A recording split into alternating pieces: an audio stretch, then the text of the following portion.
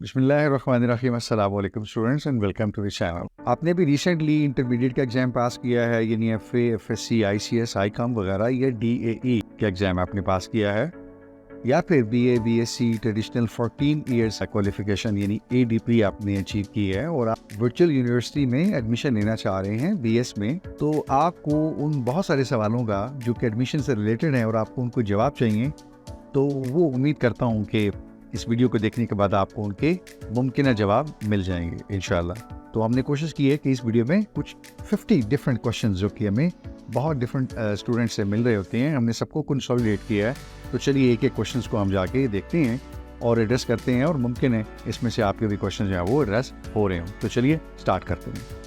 पहला क्वेश्चन आमतौर पर ये होता है कि जी मैंने एडमिशन लेना है बैचलर्स में, तो मुझे कितनी परसेंटेज चाहिए होगी। ठीक है, तो देखिए हर प्रोग्राम की जो रिक्वायरमेंट है, एलिजिबिलिटी क्राइटेरिया है, वो डिफरेंट होता है। आपको जाके प्रोग्राम को थोड़ा सा एक्सप्लोर करना पड़ता है। ठीक है, तो चलिए मैं आपको कोई एक प्रोग्राम जो है वो वर्चुअल यूनिवर्सिटी की वेबसाइट से दिखा देता हूँ कि क्या आपने उसमें से फोकस करना है, कि क्या एलिजिबिलिटी क्राइटेरिया है अगर आप उसमें एडमिशन लेने के ख्वाहिशमंद हैं। जी, तो हम मिसाल लेते हैं कि यहाँ पे हमने BS मैथमेटिक्स का एक प्रोग्राम ओपन किया है वर्चुअल यूनिवर्सिटी की वेबसाइट से। तो आप देख सकते हैं एलिजिबिलिटी क्राइटेरिया में अगर आप आए तो वहाँ मेंशन्ड है कि आप इंटरमीडिएट हो या आपने ये लेवल एग्जाम पास किया हुआ हो, आपने इंटरमीडिएट इन कॉमर्स यानी आईकॉम किया हुआ हो, या डिप्लोमा एसोसिएट इंजीनियर जो कि 3 साल का होता है, कोई भी इक्विवेलेंट आपने एग्जाम पास किया हो यानी 12th स्टैंडर्ड तक, और मैथमेटिक्स के साथ साथ आपके मार्क्स जो है वो कितने होने चाहिए, 45% होने चाहिए। ठीक है, इसी तरह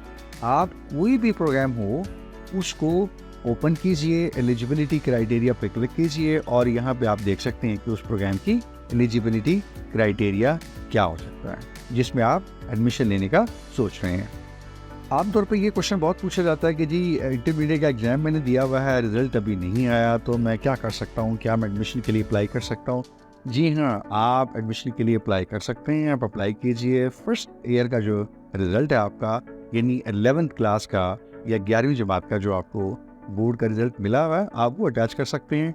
बहुत बेहतर होगा कि अपने स्कूल के, अपने इदारे के प्रिंसिपल से एक होप सर्टिफिकेट जो है वो ले लें आप। उसमें ये लिखा होगा कि पार्ट 1 में स्टूडेंट ने 85 या 90% मार्क्स सिक्योर किए हैं, और वी एक्सपेक्ट के कुछ एवरेज इतने ही मार्क्स इस साल भी ये स्टूडेंट जो है वो सिक्योर कर रहे होंगे, और ये हमारे बहुत अच्छे रेगुलर स्टूडेंट हैं। कुछ 2-3 लाइनें अगर प्रिंसिपल वो स्कूल के लेटर पर लिख देते हैं आपको, तो आप साथ में वो अटैच कर सकते हैं। यहाँ पे आपका प्रोविजनल एडमिशन होगा, और जैसे ही आपका सेकेंड ईयर का रिजल्ट कंक्लूड होता है, तो आपकी इंटरमीडिएट की जो सनद होती है या फिर जो मार्कशीट होती है, वो कंसोलिडेटेड जब आपको अवेलेबल है, फिर आपको वो सबमिट करनी होगी, और फिर आपका एडमिशन जो है वो कंफर्म होगा। लेकिन प्रोविजनल एडमिशन के लिए आप अप्लाई कर सकते हैं। बहुत सारे स्टूडेंट्स का सवाल होता है कि जी हमने बायो में एफएससी की है, लेकिन हम अब चाह रहे हैं कि सीएस साइड पे आ जाएं, यानी सॉफ्टवेयर इंजीनियरिंग में चले जाएं, कंप्यूटर साइंसेज में चले जाएं, या जैसे कि आपको पता है वर्चुअल यूनिवर्सिटी ने डेटा साइंसेज को भी साथ में पोर्टफोलियो में ऐड कर दिया है, यानी आप बैचलर्स इन डेटा साइंसेज भी कर सकते हैं। तो ऐसी सूरत में आप एडमिशन के लिए एलिजिबल हैं, आप बिल्कुल ऐसा कर सकते हैं। अगर आपने एफएससी बायोलॉजी में पढ़ी हुई है, फिर भी आप कंप्यूटर साइंस, सॉफ्टवेयर इंजीनियरिंग या डेटा साइंसेज के लिए बैचलर्स की डिग्री के लिए बीयू में अप्लाई कर सकते हैं। एक चीज, प्योर आपकी एफएससी जो है बायोलॉजी के अंदर है, तो फिर आपको शायद कुछ 2 से 3 कोर्सेज जो है वो डेफिशिएंसी उनको कंसिडर किया जाए, वो आपको पढ़ने पड़ेंगे मैथमेटिक्स के लिए, चूंकि आपने इंटर पे वो नहीं पढ़े हुए, कि आपको ये 2-3 कोर्सेज जो डेफिशिएंसी के हैं, ये आपको रूटीन के सेमेस्टर के साथ ही पढ़ाए जाएं, लेकिन आप एक्सपेक्ट कीजिएगा कुछ 2 से 3 कोर्सेज आपको पढ़ाए जा सकते हैं और आपको पढ़ने होंगे। एक और सवाल होता है कि जी मैंने एडीपी की है, बीए कर लिया, कहीं से बीएससी कर लिया, बीकॉम कर लिया, यानी मेरे पास 14 ईयर क्वालिफिकेशन है, तो मैं चाह रहा हूँ कि मैं बीएस प्रोग्राम में वर्चुअल यूनिवर्सिटी में एडमिशन ले लूँ। ठीक है, तो क्या मैं ले सकता हूँ, और मुझे कितना टाइम लगेगा। तो आप एडीपी, बीए, बीएससी, बीकॉम वगैरह यानी 14 ईयर एकेडमिक एजुकेशन के बाद बीएस में एडमिशन के लिए एलिजिबल हैं। आप थ्रू एंट्री राउट, या जिसको हम कोर्स एग्जाम्पशन कहते हैं, उसके थ्रू आप अप्लाई कर सकते हैं। फॉर एग्जांपल, अगर आपने बीए किया हुआ है, मेजर आपका साइकोलॉजी है, तो आप बीएस साइकोलॉजी में एडमिशन ले सकते हैं। ऐसी सूरत में जो आपने वहाँ पे कोर्सेज पढ़े होंगे बीए की डिग्री के 2 साल के दौरान, साइकोलॉजी के वो कोर्सेज यहाँ पे एग्जाम्प्ट हो जाएंगे, और पहले 4 सेमेस्टर जो है वो आपको बीए की बुनियाद के ऊपर या बेस के ऊपर आपके एग्जाम हो जाएंगे। डिग्री की जो ड्यूरेशन है आपकी, अगेन ये देखा जाएगा कि अगले जो 4 सेमेस्टर हैं उनके नंबर ऑफ कोर्सेज कितने हैं, और क्या अगर आप number of courses in a particular semester वो आप रेगुलर ले रहे हैं तो शायद डिग्री का दौरानिया 2 साल रहे, लेकिन अगर 6 पढ़ाई जाती हैं एक सेमेस्टर में और आप 4 या 5 ले रहे हैं यानी उससे कम ले रहे हैं, तो मुमकिन है फिर आपका डिग्री का दौरानिया रूटीन यानी 2 साल से ज़्यादा हो जाए। ठीक है, ये आप पे डिपेंड करता है कि आप कोर्स लोड कितना लेते हैं इन ईच सेमेस्टर। एक आम सवाल किया जाता है कि जी CS बेहतर है या सॉफ्टवेयर इंजीनियरिंग, यानी कंप्यूटर साइंस में जाऊँ मैं या सॉफ्टवेयर इंजीनियरिंग में जाऊँ। कंप्यूटर साइंसेस में देखिए आपको सारी चीज़ें पढ़ाई जाती हैं, उसमें आप यानी जब आप CS पढ़ लेते हैं उसके बाद फिर आपके पास ऑप्शंस हैं कि आप नेटवर्क इंजीनियरिंग साइड पर जाते हैं, डेटाबेसेस साइड पर जा सकते हैं, अगेन वहाँ से सॉफ्टवेयर इंजीनियरिंग में चले जाइए, वहाँ पे सॉफ्टवेयर क्वालिटी इंश्योरेंस में चले जाइए, वहाँ से आप साइबर सिक्योरिटी में चले जाइए, वहाँ से आप सिस्टम एनालिसिस एंड डिज़ाइन में चले जाइए, ठीक है, वहाँ से आप कंप्यूटर इंजीनियरिंग में चले जाइए। तो बहुत ज़्यादा रास्ते हैं आपके पास। सॉफ्टवेयर इंजीनियरिंग में जब आप जाते हैं तो फिर आप ये समझ लीजिए कि फिर आपने ये सारी जो मैंने चीज़ें अर्ज़ की हैं इसमें से software engineering, software quality assurance या सिस्टम एनालिसिस एंड डिज़ाइन, ये 3-4 फील्ड्स आपके पास रह जाती हैं, बाकी आप फिर नहीं ले सकते। ठीक है, क्योंकि आपने सॉफ्टवेयर इंजीनियरिंग ऐसे डायमेंशन ले ली है। इसमें आप ये कर सकते हैं, आप एंड्रॉयड साइड पे जा सकते हैं, iOS साइड पे जा सकते हैं, .NET का कोई फ्रेमवर्क यूज़ कर सकते हैं, और मॉडर्न जितने फ्रेमवर्क्स हैं वो को ले सकते हैं। डेस्कटॉप बेस्ड एप्लीकेशंस के ऊपर सॉफ्टवेयर इंजीनियरिंग कर सकते हैं, वेब बेस के ऊपर कर सकते हैं। तो ये मुख्तलिफ चीज़ें हो सकती हैं जो आप कर सकते हैं। ये डेटाबेस डेवलपमेंट साइड पे आप जा सकते हैं। तो यहाँ पे भी काफ़ी डिफरेंट स्ट्रीम्स हैं जो कि आप ले सकते हैं। डिपेंड करता है कि आपका इंटरेस्ट किस साइड पे है, आपने करियर प्लान किस साइड पे करना है। अगर सॉफ्टवेयर इंजीनियरिंग पे करना है, वेब टेक्नोलॉजीज पे करना है, या एंड्रॉयड iOS पे करना है, तो जस्ट गो फॉर SC यानी सॉफ्टवेयर इंजीनियरिंग। लेकिन अगर आप समझते हैं कि मैं शायद साइबर सिक्योरिटी में जाऊँ, नेटवर्क एडमिनिस्ट्रेशन में जाऊँ, नेटवर्क इंजीनियरिंग में जाऊँ, मैं शायद कल को सिस्को में स्पेशलाइजेशन करूँ कि because I love network devices और switches and routers, VPN and stuff like that, so just go for CS and then add the specialization of network or cyber security, जो भी आप लेना चाहें। तो अगेन डिपेंड करता है कि आपका इंटरेस्ट, आपका टैलेंट और आपने कैरियर क्या प्लान किया है, तो उसके बेस के ऊपर आप दोनों में से कोई एक पिक कर सकते हैं। आपने 4 साल यहाँ पे बैचलर डिग्री अर्न कर ली है और अब आप MSc MPhil करना चाह रहे हैं और किसी और यूनिवर्सिटी में क्या ऐसा हो सकता है? जी बिल्कुल आप कर सकते हैं। वर्चुअल यूनिवर्सिटी फेडरल गवर्नमेंट की यूनिवर्सिटी है, HSC रिकग्नाइज्ड है यानी हायर एजुकेशन कमीशन से। तो इसका मतलब ये है कि 4 साल की जो आपकी बैचलर डिग्री है, जो बाकी यूनिवर्सिटीज़ हैं उनकी 4 साल की बैचलर डिग्री के बिल्कुल बराबर है, उतने क्रेडिट आवर्स हैं। तो कोई ऐसा मसला नहीं है। आप किसी भी और ट्रेडिशनल पब्लिक सेक्टर की या प्राइवेट सेक्टर की यूनिवर्सिटी में MPhil या MS के लिए एडमिशन लेने के लिए एलिजिबल हैं और आप ले सकते हैं। एक और सवाल होता है कि जी मैंने 2 साल वर्चुअल यूनिवर्सिटी में पढ़ लिया है और क्या ऐसा हो सकता है कि मैं अपनी BS के जो बाकी 2 साल हैं वो किसी और यूनिवर्सिटी में मूव कर जाऊँ, ट्रांसफ़र कर जाऊँ? ऐसा मैं कर सकता हूँ? जी बिल्कुल आप कर सकते हैं। अगर तो आपने ADP में एडमिशन लिया था और ADP आपकी कंप्लीट हो गई है, 2 साल की आपको ADP की डिग्री मिल गई है, आप जाइए किसी भी और यूनिवर्सिटी में जाकर एडमिशन ले लीजिए। और अगर आपने BS शुरू किया था और वो आपने 4 सेमेस्टर कंप्लीट किए हैं, आप अपनी पार्शियल ट्रांसक्रिप्ट ले लीजिए और उसके बाद फिर यूनिवर्सिटी से NOC ले लीजिएगा और उसके बाद किसी भी पब्लिक या प्राइवेट यूनिवर्सिटी में जाके एडमिशन आप ले सकते हैं। एक चीज़ मैं यहाँ पर बताता चलूँ कि कुछ थोड़ा सा कोर्सेज का डिफरेंस हो सकता है। जिस यूनिवर्सिटी में आप जा रहे हैं मुमकिन है वहाँ पे कुछ कोर्सेज का डिफरेंस हो। अगेन तो आपको इस चीज़ को मद्देनज़र रखना है, वो कोर्सेज जो आपने वर्चुअल यूनिवर्सिटी में नहीं पढ़े तो मुमकिन है वो आपको वहाँ पढ़ सकते हैं, क्योंकि जो उनका रोड मैप या प्लान है कोर्सेज का प्रोग्राम में वो आपको सारा कंप्लीट करना होगा। तो इस चीज़ को ज़रूर मद्देनज़र रखिएगा जब आप ट्रांसफ़र कर रहे होते हैं। अब एक बहुत कॉमन सवाल होता है कि जी एडमिशन का क्या प्रोसीजर है? तो बहुत आसान है, आप ऑनलाइन खुद एडमिशन अप्लाई कर सकते हैं। बहुत सिंपल सा एक प्रोसीजर यूनिवर्सिटी ने बनाया हुआ है, मैं आपको दिखा भी देता हूँ कि उन्होंने एक पूरी वीडियो बना के दी है। यूजुअली स्टूडेंट्स को पता नहीं होता, तो मैं इसका लिंक भी डिस्क्रिप्शन में दे दूंगा, बल्कि इनफैक्ट जितने भी सारे हम यहाँ पे लिंक्स ब्राउज करेंगे तो मैं शेयर कर दूंगा डिस्क्रिप्शन के अंदर, ताकि आप लोगों के लिए बड़ी आसानी रहे, आप लोग डायरेक्टली वहाँ विजिट भी कर सकें। दूसरा तरीका ये हो सकता है कि अगर आप ऑनलाइन खुद अप्लाई नहीं कर रहे किसी वजह से या नहीं कर पा रहे, तो आपके जो करीब कैंपस होता है ना, कोई वर्चुअल यूनिवर्सिटी का अपना कैंपस हो सकता है या कोई PVC यानी प्राइवेट वर्चुअल कैंपस हो सकता है यूनिवर्सिटी का। अगेन वो कौन से हैं वो भी आपको यूनिवर्सिटी की वेबसाइट से पता चल सकते हैं। तो वहाँ आप चले जाइएगा और वहाँ जाके आप अपने डॉक्यूमेंट्स वगैरह सारी चीज़ें उनको अगर प्रोवाइड करेंगे तो वहाँ जो भी रिप्रेजेंटेटिव होंगे वो आपके बिहाफ के ऊपर आपके लिए एडमिशन अप्लाई कर देंगे। जी, तो ये देखिए एक बड़ा सिंपल सा उन्होंने एक वीडियो ट्यूटोरियल भी बना दिया यूनिवर्सिटी ने कि आपने एडमिशन कैसे अप्लाई करना है। ये आप देख सकते हैं, पूरी एक वीडियो बनी हुई है, ये लिंक मैं शेयर कर दूंगा आपके साथ। तो आप यहाँ पे जाइए, इस वीडियो को प्ले कीजिए और ये पूरा प्रोसीजर जो है वो उन्होंने बताया हुआ है, बड़ा सिंपल सा कि आपने किस तरह से जाके आपने रजिस्ट्रेशन करनी है, फॉर्म फिल करना है, डॉक्यूमेंट्स अटैच करने हैं, आप अपना जो फ़ी वाउचर है वो जनरेट करना है और उसके बाद वो सबमिट कैसे करना है और कैसे अपनी एप्लीकेशन जो है वो फाइनली सबमिट करनी है।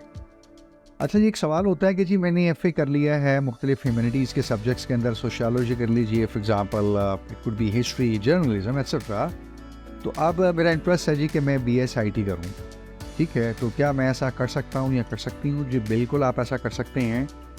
जी, तो यूनिवर्सिटी आपको अलाउ करती हैं, अगर आप देखें एलिजिबिलिटी क्राइटेरिया है हमारे पास BSIT का वेबसाइट के ऊपर, तो आप देख सकते हैं यहाँ पे क्लियरली मेंशन है कि आपके पास 12th ईयर एजुकेशन यानी इंटरमीडिएट होना चाहिए, मिनिमम 50% मार्क्स आपके होने चाहिए और आपने मैथमेटिक्स ज़रूर पढ़ी हो। इन केस जैसे हमने पहले क्वेश्चन में देखा बायोलॉजी के केस में, अगर आपने मैथमेटिक्स नहीं पढ़ी तो मुमकिन है आपको 2 कम से कम कोर्सेज जो हैं वो 6 क्रेडिट आर यानी 3 ईच, वो आपको 2 कोर्सेज पढ़ने पड़ेंगे और ये आपको मुमकिन है पहले 2 सेमेस्टर्स में 2 एडिशनल कोर्सेज मैथमेटिक्स के पढ़ने पड़ेंगे।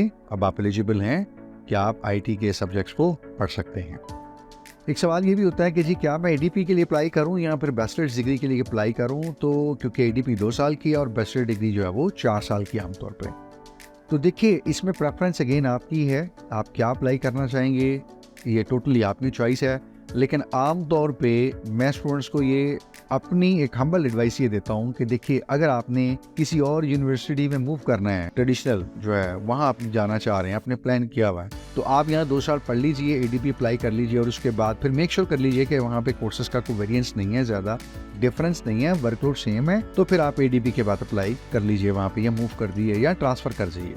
दूसरी सूरत ये हो सकती है, बहुत सारे स्टूडेंट्स ऐसे हैं जो मेरी तरह मिडिल क्लास से बिलोंग करते हैं और उनको अपनी ब्रेड एंड बटर के लिए या अपनी वालिद साहब के साथ खड़े होने के लिए, घर की जिम्मेदारियां ऑन करने के लिए या उनका बर्डन शेयर करने के लिए, ऑब्वियसली बात है बीइंग वेरी प्रैक्टिकल, उनको ज़रूरत पड़ती है कि वो जल्द जो है वो प्रैक्टिकल लाइफ में आए, प्रोफेशनल लाइफ में आए, करियर का आगाज़ करें, तो उनको ज़रूरत पड़ती है कि वो 2 साल में कुछ स्किल सेट भी आ जाए और कोई डिग्री भी उनके पास हो, a piece of paper that can be furnished और they can showcase to employer कि जी उन्होंने कुछ इतनी स्किल सेट अचीव कर लिया है, कोई डिग्री उनके पास है, तो they can have a job। तो इन दोनों सूरतों में I humbly advise कि वो ADP स्टार्ट कर सकते हैं और बाद में वो ADP के बाद अपनी बैचलर डिग्री को कंप्लीट ज़रूर करें। यानी ऐसा ना हो कि वो जॉब स्टार्ट कर लें और उसके बाद फिर वो ADP अनफॉर्चुनेटली वो ADP रह जाए, नहीं, बल्कि पूरी बैचलर डिग्री अपनी कंप्लीट करें बाद में। ये उनके ऊपर डिपेंड करता है कि वो किसी और इदारे से करना चाहेंगे या फिर VU से ही कंटिन्यू करना चाहेंगे। लेकिन अगेन ADP लेनी है या बैचलर डिग्री लेनी है, the choice is yours. Virtual university कौन सी मास्टर डिग्रीज ऑफ़र करती है, ये MS या MPhil की बात हो रही है, तो VU यानी वर्चुअल यूनिवर्सिटी सिर्फ 2 MS या MPhil डिग्रीज अभी ऑफ़र कर रही है। जी, तो एक MS जो है वो मास्टर्स इन बिजनेस एडमिनिस्ट्रेशन है, जो कि MBA भी आप कह सकते हैं उसको, और ये MS या MPhil भी इसके इक्विवेलेंट है, और दूसरा जो है वो MS आपका CS यानी कंप्यूटर साइंसेस में है, ठीक है। तो इन दोनों की रिक्वायरमेंट्स भी डिफरेंट है और इन दोनों के रोड मैप्स या रोड प्लान्स भी प्रोग्राम्स के डिफरेंट हैं, तो जो इंटरेस्टेड हों वो आप अपने देख सकते हैं। आमतौर पे ये भी थोड़ी सी कन्फ्यूजन होती है कि क्या आप होम बेस्ड लें या कैंपस बेस्ड लें। कल को मेरी डिग्री के ऊपर लिखा हुआ है कि इन्होंने घर से पढ़ा, इन्होंने कैंपस से पढ़ा, तो ऐसी कोई चीज़ नहीं है। आप चाहें घर सेलेक्ट करें, स्टडी फ्रॉम होम सेलेक्ट करें, या होम बेस्ड आप ले लें, कैंपस को ले लें, इससे कोई आपकी डिग्री के ऊपर कोई फ़र्क नहीं पड़ने वाला। वहाँ तो ये लिखा होगा कि आपने ये डिग्री अचीव कर ली है इस CGPA के साथ और ये कोर्सेज आपने पढ़े हैं, इस टेन्योर के अंदर पढ़े हैं, राइट। असल में जो थोड़ी सी एक चीज़ मैं समझता हूँ और मैं आपको उसकी तरफ तवज्जो भी दिलाना चाहूँगा, वो ये है कि घर के ऊपर कभी इलेक्ट्रिसिटी का इशू है और फिर मेहमान हैं, बच्चे हैं, थोड़ी सी मैं समझता हूँ कि कंसंट्रेशन होती है या जो अटेंशन होती है वो आप नहीं दे पाते। कोई आ रहा है, कोई जा रहा है, रूम में भी कोई चीज़ अपनी ढूंढ रहा है, आपके सिबलिंग्स हैं, they are coming in on and off, तो फिर आप उनको रोक भी नहीं सकते।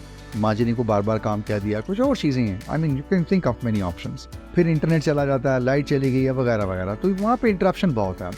अगर आप घर के करीब कोई भी कैंपस ले लेते हैं तो बड़ा एक अच्छा इन्वायरमेंट होता है। तो कैंपस में जो 2-3 चीज़ें आप अवेल कर सकते हैं वो ये है, एक तो कि आपके पास कोई यहाँ पे इंटरप्शन नहीं है। सेकेंडली, यहाँ पे एक अच्छा इन्वायरमेंटल है आपका, जहाँ पे डिसिप्लिन के साथ आप आते हैं और अच्छे तरीके से पढ़ते हैं। लाइब्रेरी आपको अवेलेबल है और यहाँ पे आपके पास एक कम्युनिटी बन जाती है, डेवलप हो जाती है, जो कि आपको कुछ फेलोज मिल जाते हैं, जहाँ पे आपकी लर्निंग जो है वो बहुत अच्छी हो जाती है और आप नोट शेयर कर लेते हैं, हेल्दी डिस्कशंस हो जाती हैं। तो यहाँ पे आप अपनी लर्निंग जो अपॉर्चुनिटीज़ हैं उनको आप एक्चुअली एक्सप्लॉयट कर सकते हैं, उनको मल्टीप्लाई कर सकते हैं, ज़्यादा कर सकते हैं। एक सवाल ये भी आमतौर पे लोग करते हैं या स्टूडेंट्स के जहन में आता है कि मैंने कोई एक डिग्री स्टार्ट की है, फॉर एग्जांपल BScs स्टार्ट की है, तो 2-3 सेमेस्टर्स के बाद मुझे ख्याल आया कि नहीं, मुझे सॉफ्टवेयर इंजीनियरिंग में जाना है। तो क्या मैं ड्यूरिंग माई एकेडमिक लाइफ या ड्यूरिंग माई एकेडमिक जर्नी तो मैं ये चेंज कर सकता हूँ कि एक अपनी डिग्री को किसी दूसरी डिग्री में कन्वर्ट कर सकता हूँ? तो जी, आप कर सकते हैं, ऐसा यूनिवर्सिटी अलाउ करती है। एक चीज़ का आपको ख्याल रखना है कि अगर आप 3rd सेमेस्टर में हैं और आप अब अपना प्रोग्राम कन्वर्ट करते हैं किसी और प्रोग्राम के अंदर, for instance for any reason, और वहां तक आपने जो कोर्सेज पहले प्रोग्राम में पढ़े हैं वो तो चूंकि अब आप ज़्यादा से ज़्यादा क्या कर सकते हैं, डेस्टिनेशन प्रोग्राम में कंपेयर करके एग्जाम्पशन ले सकते हैं। जो प्रोग्राम आपने वहाँ के नहीं पढ़े, जिस प्रोग्राम में आप जा रहे हैं, उनके वो सब्जेक्ट्स जो आपने अभी तक नहीं पढ़े या पढ़ सके, तो वो आपको एडिशनल फिर लेने होंगे। इस चीज़ का आप ज़रा ज़हन में रखिएगा। तो यूँ हो सकता है आपको 1-8 सेमेस्टर एडिशनल लगाना पड़े, या फिर आपको एक अच्छा GPA लेके 6 के बजाय 7 कोर्सेज का वर्कलोड लेना पड़े इन ईच सेमेस्टर की, अगर आप डिग्री को विद इन 4 ईयर्स कंप्लीट करना चाह रहे हैं। तो इस चीज़ को ज़रूर ज़हन में रखिएगा while you are planning for conversion from one program to another within the virtual university। एक सवाल ये भी होता है कि मैंने 2 सेमेस्टर जो हैं वो किसी और यूनिवर्सिटी से पढ़ लिए हैं। For example it could be any private sector university जो कि HEC से रिकॉग्नाइज्ड है, पब्लिक सेक्टर की कोई यूनिवर्सिटी हो सकती है। अब मैं चाह रहा हूँ कि मैं 3rd सेमेस्टर में वर्चुअल यूनिवर्सिटी में आ जाऊँ, तो क्या मैं ऐसा कर सकता हूँ? और जो मैंने कुछ पहले पढ़ा हुआ है, क्या वो मेरा यहाँ पे कंसिडर होगा? जी बिल्कुल होगा। 2 चीजें अपने ज़हन में रखनी है। अभी पिछले सवाल में भी हम यही कुछ चीजें डिस्कस कर रहे थे कि देखिए, अगर आप वहाँ BScs कर रहे थे और यहाँ भी BScs आपने करना है, फिर तो बहुत अच्छी बात है। फिर आप ये देख लीजिए जो कोर्सेज आपने पढ़े हैं और जो वर्चुअल यूनिवर्सिटी में प्रोग्राम है BScs का, अगर तो 2 सेमेस्टर्स के कोर्सेज बहुत सिमिलर हैं तो फिर तो आपके कोर्सेज जो है वो एग्जाम्प्ट हो जाएंगे अगर B ग्रेड या इससे ज्यादा आपका रिजल्ट है उनके अंदर। और अगर B से लेस है यानी C है, तो फिर आपको वो कोर्स यहाँ पे दोबारा लेना पड़ेगा। और वो कोर्सेज जो आपने वहाँ पढ़े हैं और वर्चुअल यूनिवर्सिटी में वो नहीं पढ़ाए जाते और यहाँ कुछ और कोर्सेज पढ़ाए जाते हैं जो आपने वहाँ नहीं पढ़े थे, तो फिर आपको वो कोर्सेज भी एडिशनल लेने होंगे। तो ये ट्रांसफ़र और कन्वर्जन, इन दोनों केसेस में आपको डेस्टिनेशन यूनिवर्सिटी और डेस्टिनेशन प्रोग्राम इनको जरूर ज़हन में रखना पड़ेगा, वरना आपको खुदा न खास्ता एडिशनल कोर्सेज लेने पड़ेंगे और उस सूरत में एडिशनल सेमेस्टर को भी जरूर मद्देनजर रखिएगा। इसकी फ्लिप साइड भी आपने जरूर याद रखनी है या ज़हन में रखनी है। एक सवाल ये भी होता है नए स्टूडेंट्स के लिए कि मैं डेली कितने लेक्चर लूँगा। देखिए, ये डिपेंड करता है कि आपकी जो स्टडी स्कीम है या प्रोग्राम है, एक तो वो कौन सा है और दूसरा आपने उसके अंदर, उस प्रोग्राम के अंदर, उस स्कीम के अंदर कितने कोर्सेज जो हैं वो लिए हुए हैं। आमतौर पे हर एक प्रोग्राम के अंदर यानी हर एक स्टडी स्कीम के अंदर एक डेजिग्नेटेड जो है वो नंबर ऑफ कोर्सेज होते हैं। ये 5 या 6 होते हैं आमतौर पर, राइट। अगर एफिशिएंसी कोर्सेज नहीं लगे हुए आपको, वरना 7 हो सकते हैं। तो अगर 7 कोर्सेज हैं तो आप अंदाज़ा कर सकते हैं आपने अगर 7 ही लिए हुए हैं तो लेक्चर स्केड्यूल आएगा, उसमें आप देखेंगे कि आपको कम से कम 2 और ज़्यादा से ज़्यादा 4 कोर्सेज लेने पड़ सकते हैं एक दिन में। आप अगर नहीं लेते तो ऑब्वियसली बात है वो नेक्स्ट डे पे फिर आप उनको एड्रेस करेंगे या फिर उससे नेक्स्ट डे पे एटलीस्ट फिर आपका वर्कलोड जो है वो बढ़ता जाएगा इन केस अगर आप उनको मिस करते हैं। तो कम से कम 2 और ज़्यादा से ज़्यादा 4। लेकिन अगर आपने उस सेमेस्टर में 7 कोर्सेज हैं, ये 6 हैं और आपने सिर्फ 3 लिए हुए हैं, तो मुमकिन है आपका जो डेली का स्केड्यूल है वो सिर्फ 1 लेक्चर का आ रहा हो और किसी दिन कोई लेक्चर नहीं भी हो सकता। तो ये टोटल स्टूडेंट टू स्टूडेंट जो है वो केस डिफरेंट है और वेरी कर सकता है। आपको अपनी स्कीम देखनी पड़ेगी, प्रोग्राम आपने कौन सा लिया हुआ है और उसके अंदर आपने नंबर ऑफ कोर्सेज कितने लिए हुए हैं। अब चूंकि वर्चुअल यूनिवर्सिटी में सारे के सारे सब्जेक्ट्स के जो लेक्चर्स हैं वो प्री रिकॉर्डेड होते हैं और उसके बाद आपको LMS के ऊपर मिल जाते हैं या फिर आप उनको यूट्यूब पे जाके देख सकते हैं। तो ऐसी सूरत में क्या कोई पॉसिबिलिटी है कि आप अपने टीचर के साथ कोई इंटरेक्शन कर सकें, कोई बात कर सकें, कम्युनिकेट कर सकें? जी हाँ, आपके जो करंट टीचर्स होते हैं, जो आपको मेंटोर कर रहे होते हैं, आपको कोच या काउंसल कर रहे होते हैं, जो आपके सब्जेक्ट मैटर एक्सपर्ट्स हैं, आप उनसे बात कर सकते हैं ईमेल के ज़रिए से। मॉडरेटेड डिस्कशन बोर्ड ये एक्चुअली एक फैसिलिटी होती है जिसमें आप अपने उस करंट लेक्चर से रिलेटेड कोई बात आपको समझ नहीं आई, कोई कॉन्सेप्ट, कोई कन्फ्यूजन है, तो आप वेब इंटरफेस के ऊपर जाके लिख सकते हैं और वहीं आपके जो इंस्ट्रक्टर्स होते हैं आपको रिप्लाई भी करते हैं। तो यहाँ से भी आप कम्युनिकेट कर सकते हैं। फिर वीकली सब्जेक्ट टू सब्जेक्ट ये वेरी करता है, किसी सब्जेक्ट के 2 और किसी का 1 और कहीं किसी के 3 सेशंस भी हुआ करते हैं मुख्तलिफ सब्जेक्ट्स, और मुख्तलिफ प्रोग्राम्स में ये थोड़ी सी फ्रीक्वेंसी डिफरेंट हो सकती है। तो ये सेशंस ऑनलाइन गूगल मीट पे या जूम, आपने सुना होगा कि एप्लीकेशन या सॉफ्टवेयर है, वहाँ पे होते हैं। तो ये ऑडियो सेशंस होते हैं, आपके जो मेंटर होते हैं, जो इंस्ट्रक्टर्स होते हैं, वो अपनी स्क्रीन शेयर करते हैं और उस सब्जेक्ट से रिलेटेड आपको चीज़ें कोच करते हैं, गाइड करते हैं या फिर डेमोन्स्ट्रेट करते हैं। तो यहाँ पे एक अच्छी अपॉर्चुनिटी होती है कि आप अपने मेंटोर से या कोच या टीचर से, प्रोफेसर से डायरेक्टली बात कर सकते हैं और बहुत सारे सवाल, कन्फ्यूजन आप डायरेक्टली इमीडिएट उनका आंसर ले सकते हैं। तो आप इनको ज़हन में रख सकते हैं कि ये कुछ चीज़ें हैं यू कैन यूज़, और these are the tool that can be used to interact or communicate or connect with your subject matter experts या instructors या your mentors। एक सवाल ये भी पूछा जाता है कि जी क्या मैं एलिजिबल हूँ मेरिट बेस्ड स्कॉलरशिप के लिए, पोजीशन के लिए, लेकिन मैंने कोर्स एग्जाम्पशन के थ्रू 5th सेमेस्टर में एडमिशन लिया हुआ है, यानी मैंने BA, BSc, BCom वगैरह ये ADP किसी और यूनिवर्सिटी से की हुई है और उसके बाद मैं BS में एडमिशन ले रहा हूँ या ले रही हूँ वर्चुअल यूनिवर्सिटी में किसी प्रोग्राम में। तो 5th सेमेस्टर में एडमिशन मैंने लिया है, तो ऐसी सूरत में क्या मैं एलिजिबल हूँ स्कॉलरशिप के लिए, गोल्ड मेडल, सिल्वर मेडल वगैरह इसके लिए, या किसी मेरिट की पोजीशन के लिए, टॉपर जैसे होते हैं? तो ऐसी सूरत में अनफॉर्चुनेटली आप इन सब चीज़ों के लिए इंटाइटलमेंट आपके पास नहीं रहेगी। वो स्टूडेंट्स जो एग्जाम्पशन पे एडमिशन लेते हैं, 5th सेमेस्टर में आते हैं, वो अनफॉर्चुनेटली यूनिवर्सिटी की पॉलिसी है कि वो scholarship, medal, merit based position, इन चीज़ों के लिए एलिजिबल नहीं है, राइट? सो ये थोड़ी सी फ्लिप साइड है। अगेन यूनिवर्सिटी की अपनी ये एक पॉलिसी है, you and I cannot do anything. इसका मतलब ये है कि आप सिर्फ अपने एक अच्छा GPA अर्न कर सकते हैं, लेकिन do not expect any position, medal और मेरिट स्कॉलरशिप एट्सेट्रा। हाँ, जो रेगुलर स्टूडेंट है FA के बाद जो आ रहे हैं और पूरे सेमेस्टर पढ़ रहे हैं 8, वो ऑब्वियसली इससे बाहर है, वो इससे एक्सक्लूडेड है। उनको स्कॉलरशिप भी मिलेगा, मेडल्स के लिए अप्लाई करते हैं जहाँ पे पोजीशंस के लिए टॉपर्स बन सकते हैं, वो they can go with that. मैंने अपना इंटरमीडिएट कंप्लीट कर लिया है, अब आप क्या समझते हैं कि मैं BScs में जाऊं या BBA में जाऊं? बहुत सारे स्टूडेंट्स का सवाल होता है कि मुझे कंप्यूटर साइंस करनी चाहिए, मुझे बिजनेस एडमिनिस्ट्रेशन करनी चाहिए, सर बताइए इनमें बेहतर कौन सा है? देखिए, वो एक अंग्रेजी का मुहावरा है, apples can not be compared with the oranges, right? So this is CS, the computer science is entirely different domain and business administration and management sciences is entirely different domain. तो दोनों को हम कंपेयर नहीं कर सकते। आपका ये skill set है, आपका टैलेंट है, आपका करियर प्लान क्या है, ये सारी चीज़ें आपको ज़हन में रखनी है। आपकी मैथमेटिक्स अच्छी है, आपकी लॉजिक बिल्डिंग अच्छी है, आप क्यूरोसिटी है आपके अंदर, इंक्विजिटिव नेचर है आपकी, सॉफ्टवेयर कैसे काम करते हैं, सिस्टम कैसे बिल्ड होते हैं, ये चीज़ें आपको इंटरेस्ट करती हैं, देन फिर आप सॉफ्टवेयर इंजीनियरिंग पे या CS वाली साइड पे आइए, राइट? लेकिन अगर आप समझते हैं कि आप अच्छे हैं अकाउंटिंग साइड पे, फाइनेंशियल साइड्स पे, प्रेजेंटेशंस पे, सेल्स एंड मार्केटिंग आपको अच्छी लगती है, अकाउंट्स आपको ट्रैक करते हैं, लेजर्स, बुक्स मेंटेन कैसे करते हैं, इस तरह की और सारी चीज़ें, then you may think of going for BBA or something। मैं देखता हूँ बहुत स्टूडेंट्स जो हैं उनसे जब पूछा जाता है तो वो कहते हैं जी हमने तो FA किया हुआ है और मैथ्स हमें बिल्कुल नहीं आती, बहुत मुश्किल लगती है। तो देखिए, मैथ्स अगर आपको मुश्किल लगती है तो my fellows, I am sorry to say कि फिर CS ना सोचिएगा, क्योंकि CS के अंदर extensive mathematics involve, data sciences में आपने जाना है तो बहुत ज़्यादा मैथमेटिक्स इन्वॉल्व है, स्टैटिस्टिक्स इन्वॉल्व है, बहुत सारी चीज़ें हैं, मॉडल्स हैं जहाँ आपको पढ़ने पड़ेंगे, एल्गोरिथम्स पढ़ने पड़ेंगे, और सारी की सारी फाउंडेशन क्या है? मैथमेटिक्स है। अगर वो आपको नहीं आती और बहुत मुश्किल लगती है तो फिर why are you putting yourself in trouble? खुद से अपने आप को मुश्किल में क्यों डाल रहे हैं?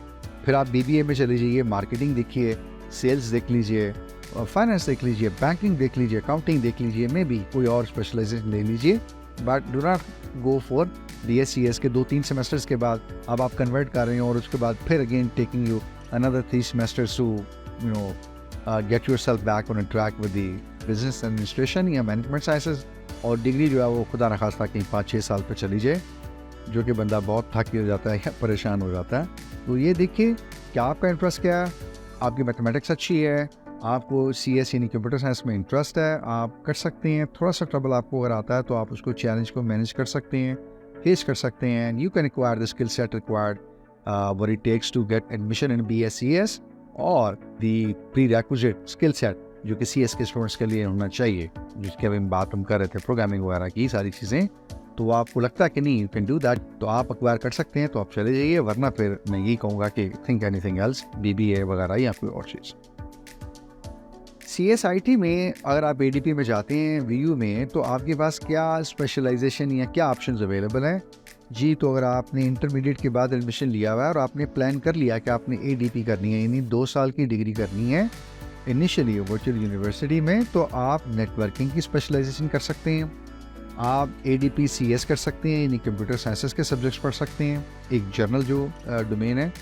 आप स्पेशलाइजेशन कर सकते हैं डेटाबेसेस के अंदर, और आप चौथी स्पेशलाइजेशन पे कर सकते हैं वेब डिज़ाइनिंग के अंदर। तो इन चारों में से आप कोई एक स्पेशलाइजेशन आपको जो अच्छी लगती है, अगर आप वेब डेवलपमेंट की साइड पे जाना चाहते हैं तो आप ADP वेब डिज़ाइनिंग में ले लीजिए, तो 2 साल आप यही चीज़ें पढ़ रहे होंगे, ठीक है, प्रोग्रामिंग, वेब डिज़ाइनिंग वगैरह।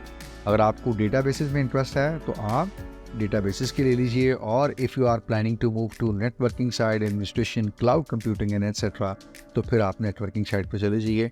और अगर आपने अभी कुछ प्लान नहीं किया हुआ और आप चाहते हैं कि जस्ट मैं लेट मी इन, और उसके बाद ADP के बाद मैं डिसाइड करूंगा कि मुझे इन डोमेन में से क्या लेनी चाहिए, then you go for computer sciences, और उसके बाद फिर आप डिसाइड कर लीजिए। No, you will be in a position कि अब आपको देखना पड़ेगा कि इनमें से कहाँ आपको क्या कैरियर पाथ सेलेक्ट करना है, या किस में आप अच्छे हैं, जो आपके ग्रिप ज़्यादा है वो आप सेलेक्ट कर लीजिए।